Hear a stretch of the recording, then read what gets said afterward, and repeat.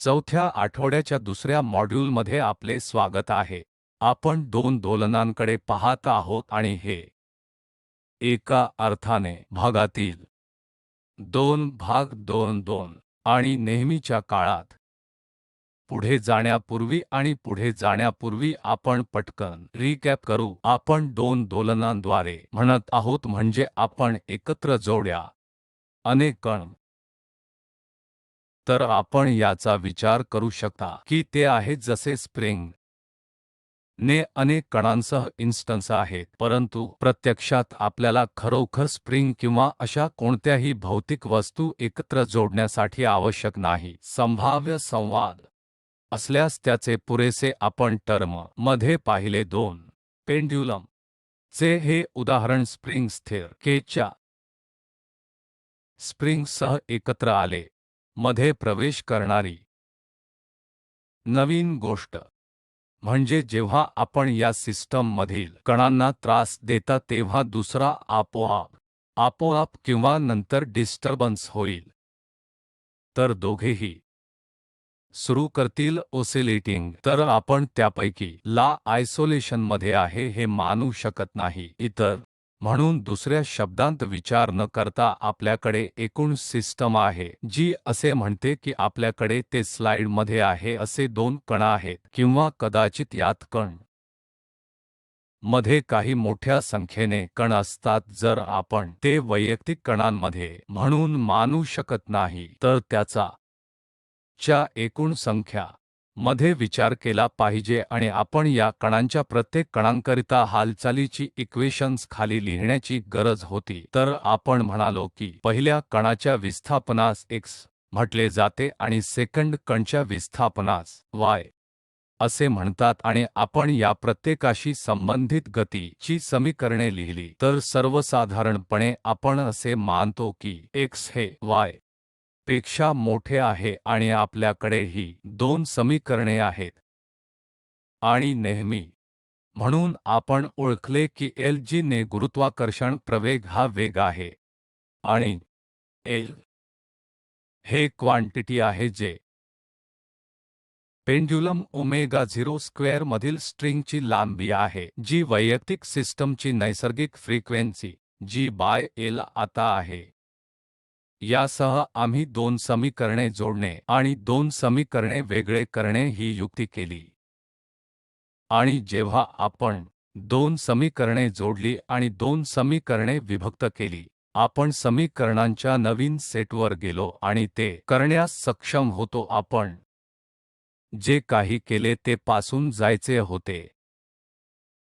आपण असे म्हणूया ही समन्वय सिस्टम जिचे वर्णन x, y ने समन्वय सिस्टमने केले आहे ज्याचे वर्णन u, v ने केले जाईल आणि वास्तविक परिवर्तन म्हणजे u म्हणजे x अधिक y आणि v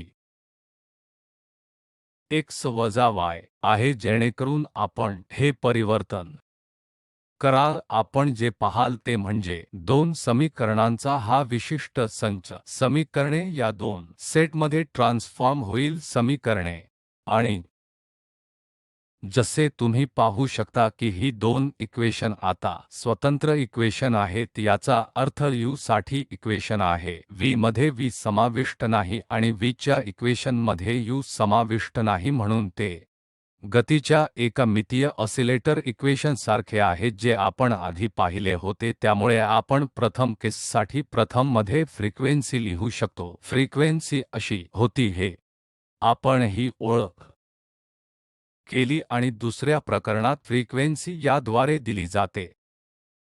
म्हणून ही दोन समीकरणे दिलेली आहेत. हालचालींचे समीकरणे आपण सरळपणे लिहू शकतो कारण आपण या शी व्यवहार केला होता अगदी पहिल्या आठवड्यातच. हे उपाय फक्त साइन किंवा कोसाइन कार्य आहेत आणि या प्रकरणात मी फक्त कोसाइन फंक्शन वापरण्यासाठी निवडेन म्हणून मी येथे सोल्यूशन लिहिले आहेत आणि या दोन वारंवारता आहेत ओमेगा 1 आणि ओमेगा 2 आणि ओमेगा 1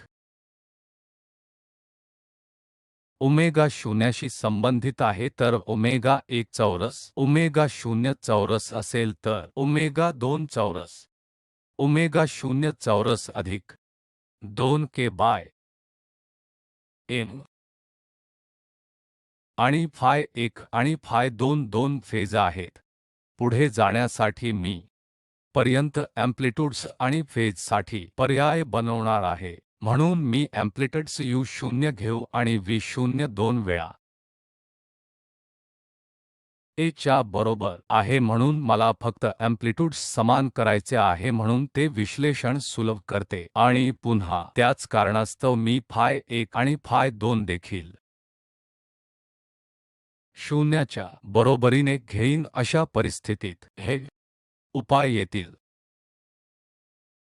t च्या u दोन वेळा आहे कारण ओमेगा 1 t आणि v चा t दोन वेळा कोस ओमेगा 2 मध्ये t आहे. म्हणून जर तुम्हाला आठवत असेल की आम्ही सांगितले होते की u x अधिक y बरोबर आहे आणि v बरोबर x वजा y आहे आणि यावरून मी x साठी एक एक्सप्रेशन लिहू शकतो आणि y x हा u अधिक v मध्ये अर्धा असेल आणि y अर्धा गुणाकार u वजा v समान असेल तर मी या दोन एक्सप्रेशन सबस्टिट्यूट करून x आणि y या एक्सप्रेशनमध्ये मला पुढील मिळेल. माझ्याकडे हे आहेत x आणि y साठी वेळ आणि फंक्शन म्हणून दोन एक्सप्रेशन आहेत त्यामुळे दोन संपूर्णपणे रद्द केले जाऊ शकतात म्हणून x फक्त 1 बरोबर असेल कॉस ओमेगा 1 t अधिक कॉस ओमेगा 2 t. म्हणून जर मी t चे x सोपे केले तर फक्त कॉस ओमेगा t अधिक कॉस ओमेगा 2 t समान होईल आणि त्याचप्रमाणे मला y साठी आणखी एक एक्सप्रेशन मिळेल जी कॉस ओमेगा 1 t वजा कॉस ओमेगा 2 t असेल. आता आपण cos a plus b n cos a minus b सूत्र वापरू शकतो आणि त्या सूत्राच्या आधारे आपण त्रिकोणमितीय ओळखीच्या cos a plus cos b सूत्राचा वापर करून कोणत्या प्रकारची गतिशीलता समजू शकतो ते पाहूया. मला खालील संबंध मिळेल आणि मी t च्या y साठी समान एक्सप्रेशन लिहू शकतो जे मला पुढील परिणाम देईल. त्यामुळे आता आमच्याकडे एक्सप्रेशन आहे कारण जर तुम्हाला आठवत असेल की x आणि y हे फक्त पहिल्या आणि सेकंड पेंड्युलमचे विस्थापन आहेत. म्हणून शेवटी मी या आणि या पेंड्युलमच्या प्रत्येक विस्थापनासाठी एक्सप्रेशन प्राप्त करण्यास व्यवस्थापित केले आहे. आपण या दोघांना एकत्र करून ते कसे प्लॉट केले ते पहा. हे बिट्सच्या बाबतीत आपण प्राप्त केलेल्या एक्सप्रेशनच्या प्रकारासारखे दिसते. फिनोमिनन म्हणून एक कंपोनंट आहे जो वेगवान दोलन होईल. विशेषतः आपण गृहीत धरून ठेवू ते ओमेगा 1 आणि ओमेगा 2 जवळजवळ 1 ओमेगा 1 अधिक ओमेगा 2 वजा ओमेगा 1 पेक्षा खूप मोठे आहेत. म्हणून जर मी असे गृहीत धरले की ओमेगा अंदाजे ओमेगा 2 च्या बरोबरीचा आहे अशा परिस्थितीत ओमेगा 2 अधिक ओमेगा 2 वजा पेक्षा जास्त असेल जे असे अनुमानित धरून ठेवले असेल बिट्स सारखे दिसायचे ते आम्हाला मिळेल. त्यामुळे वेगवान दोलन उच्च frequency omega 1 plus omega 2 by 2 आणि स्लो ऑसिलेशन जे लाल रंगात दाखवले आहे ते ओमेगा 2 वजा ओमेगा 1 बाय 2 शी संबंधित असेल असे स्केच करू. जर आपण दोलन पुन्हा पाहिले तर त्याचा एक कंपोनंट आहे जो वेगवान आहे जो ओमेगा 1 अधिक 2 ने ओमेगा 2 ने 2 आहे आणि हळू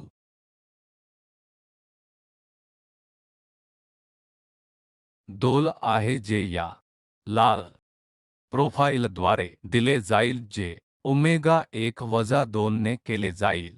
आता तुम्हाला जे मनोरंजक दिसेल ते म्हणजे जेव्हा तुम्ही x आणि y च्या विस्थापनाची शेजारी तुलना करता तेव्हा तुमच्या लक्षात येते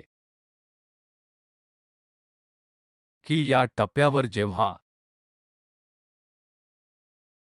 x ऑसिलेटरचे विस्थापन जवळजवळ 0 असते तेव्हा y ऑसिलेटर तंतोतंत त्याच वेळी जास्तीत जास्त अँप्लिट्यूड दोलन होते. दुसऱ्या शब्दात जेव्हा तुम्ही भौतिकरित्या भाषांतरित करता तेव्हा तुम्ही या सिस्टमला ऊर्जा दिली आहे असे म्हणण्यासारखे आहे की दोन पेंड्युलम एका स्प्रिंगद्वारे जोडलेले आहेत आणि तुम्ही त्यावर दोलन सेट केले आहे. काय होणार आहे ते म्हणजे काही वेळा येईल जेव्हा ऑसिलेटरपैकी एक असे म्हणूया हे वर जात आपण शून्य विस्थापन मूलतः त्याच्या समतोल स्थितीत राहणार आहे आणि त्याच वेळी समान वेळा y अँप्लिट्यूडचा समावेश मोठ्या प्रमाणात दर्शविला जाईल आणि हा स्टोरीचा शेवट नाही. पुढे जाईल आणि दुसऱ्या वेळी x ऑसिलेटरमध्ये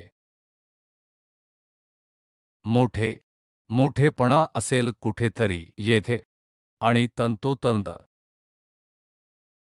त्याच वेळी y ऑसिलेटरमध्ये 0 अँप्लिट्यूड किंवा 0 विस्थापन होणार आहे. तर चित्राची एकूणता खालीलप्रमाणे आहे. म्हणून त्या दोन्ही दोलनांना आणि काही वेळा निश्चित केल्या आहेत जेव्हा x ऑसिलेटरमध्ये 0 विस्थापन y ऑसिलेटरचे कमाल विस्थापन असते आणि त्याउलट x ऑसिलेटर्समध्ये कमाल विस्थापन y ऑसिलेटरमध्ये 0 विस्थापन असते.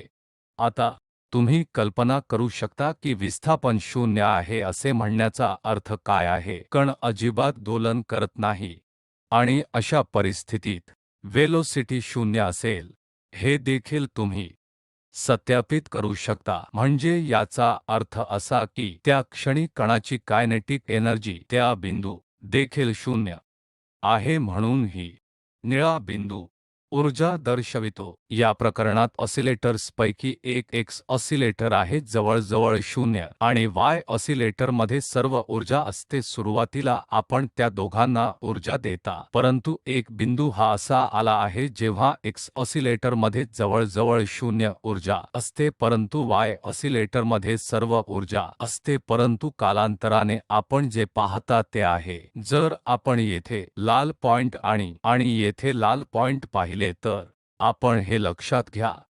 आता सर्व ऊर्जा x ऑसिलेटरकडे आहे आणि y ऑसिलेटरकडे ऊर्जा नाही. त्यामुळे ही परिस्थिती वेळोवेळी पुनरावृत्ती होणार आहे. त्यामुळे ऊर्जा एका ऑसिलेटरमध्ये दुसऱ्या ऑसिलेटरमध्ये आणि परत पहिल्या ऑसिलेटरमध्ये फिरत राहील आणि त्यामुळे वर आहे आणि आपण शेवटी या दोन सिस्टमसाठी समीकरणे लिहिली. एकात्मिक समन्वय सिस्टम म्हणजेच ही दोन समीकरणे ते अगदी एका डायमेन्शनल ऑसिलेटर समीकरणांसारखे आहेत जे आमच्याकडे यापूर्वी पाहिले होते आणि हेच आहे की ज्यासाठी आपण असा युक्तिवाद केला. ऊर्जा नष्ट करण्याची कोणतीही मेकॅनिकल यंत्रणा नाही. ऊर्जा गमावली नाही. ऊर्जा सतत स्थिर असते. म्हणून येथे समान कथा लागू होते की एकूण ऊर्जा अद्याप स्थिर आहे पण ते पहिल्या ऑसिलेटर आणि दुसऱ्या दरम्यान फिरत राहते आणि पहिल्या ऑसिलेटरकडे परत जाते आणि